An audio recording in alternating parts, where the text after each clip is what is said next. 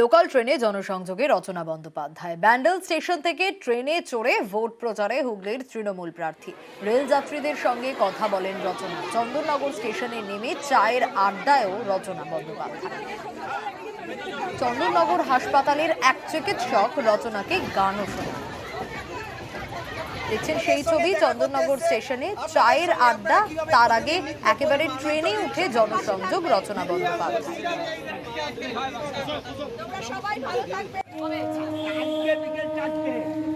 দিদি নম্বর ওয়ানের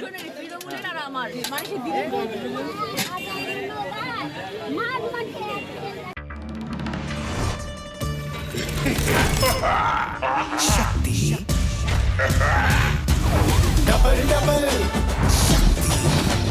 double double शक्ति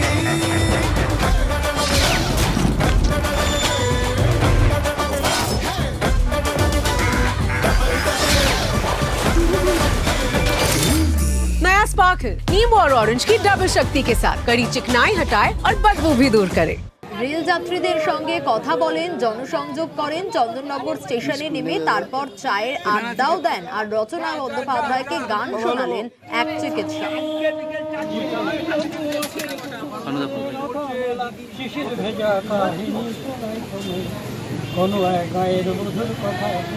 ফোনটা পেছো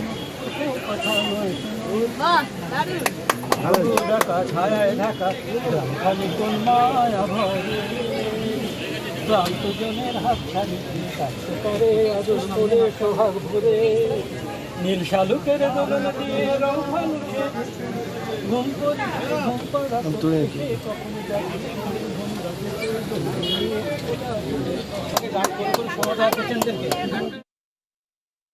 আমার ইচ্ছে ছিল সবার কাছে পৌঁছানোর, তো তাই জন্য ভাবলাম আজকে ট্রেন সফর করবো যাতে কিছু মানুষের কাছে হলেও যেতে পারি। চেষ্টা করলাম ওই দৌড়ে দৌড়ে যতটা পারি বিভিন্ন কম্পার্টমেন্টে গিয়ে সবার সঙ্গে দেখা করার।